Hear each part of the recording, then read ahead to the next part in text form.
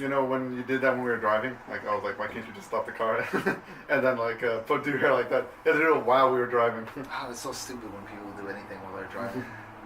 I don't want to say anything. Like, I don't want you to get mad at me. I'm not your man. Counting double-digit thousands stacks.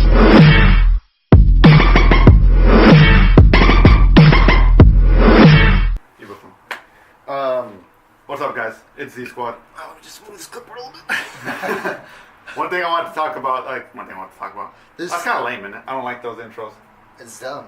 One thing I want to talk about. It's just stupid. First of all, furthermore, we're here to talk about Venom.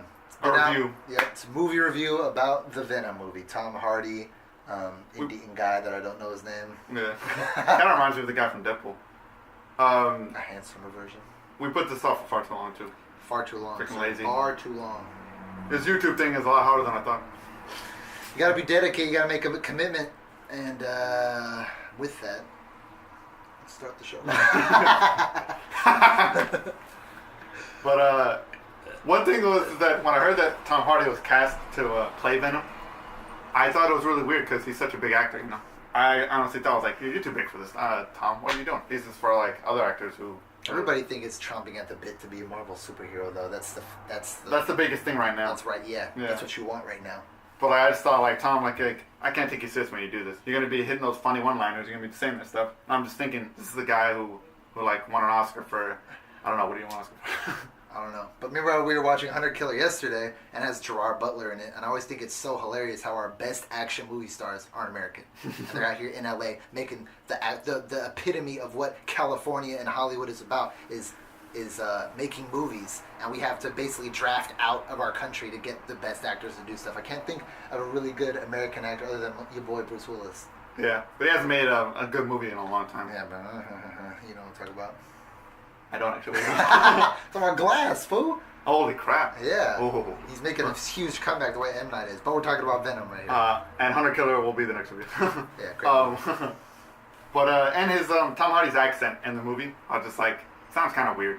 He's doing that. How's he doing it? Like I already forgot. I think just with every, that's what I'm saying with, I think that's where I was going with that thought, is that English actors, since they don't know how to sound American, that they overdo it. And we probably do it vice versa. So I think, and what's crazy is that he's in the Bay Area. The movie's in San Francisco. Yeah, and I thought that was originally, cool. You know, everything's supposed to happen in New York. I really don't know how they're going to incorporate him with Spider-Man since they're on different coasts. Mm-hmm. But it's going to be cool, and I think they can do it, or they may be just trying to take Venom in a completely different direction is what they do with most of the Marvel Cinematic Universe. That would have been the icing on the cake. That would have been, if like the end credit scene, if I saw Spider-Man, I would have been like, oh, this game. That would have been awesome. I don't think anybody was expecting a Venom standalone movie either, and I was honestly really skeptical about the idea. So how are they gonna pull this off? You know, because Venom is at his core, he's a bad guy. I mean, he's kind of a good guy. He teams up with Spider-Man. Some of the stuff I had to learn after looking up basically some of the history on the character. But I thought he was like a dirtbag. I thought he was like Negan dirtbag. Is what I thought. Apparently he's not. Yeah. I was talking to Paul, and I was telling him I was asking him to remember Arnold Schwarzenegger as the Terminator, and how he's in the first Terminator. How he's basically a bad guy, but they use him to do good stuff, and he teams up with basically the humans to stop the Terminators from rising up and taking them out. And Terminator 2. In a lot of ways, the symbiotes. I don't want to ruin too much about the movie, though. Well, one thing I always want to say is that the movie's not bad, but it's not amazing either. Like, it's not like, it wasn't like, oh my god, you know, like, it wasn't like when I saw Spider-Man Homecoming, that movie's freaking amazing. It didn't have a lot of wrong with that. Yeah, I love that movie. So with this one, you know, I could say a lot of things. Get out. But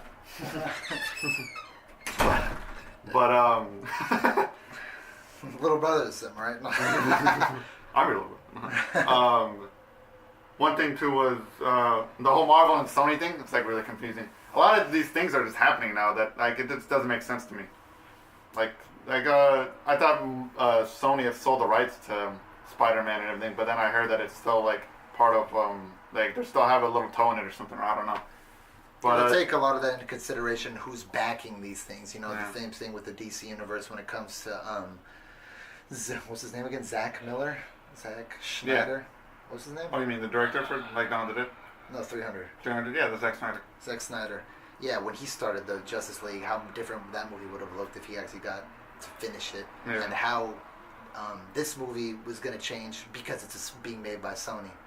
And also, I think people get caught up. It's probably something that everybody's talking about on what is comic book canon, you know. Oh, this is how they did in the comic books. But you really just, I'm sure I've said this before in another video, is that you have to understand this is the cinematic universe. It's a different flavor. It's a different take, and you have to take it for what it is, or else you're just not going to enjoy it. You're not going to enjoy anything if you have this disposition on what something should be.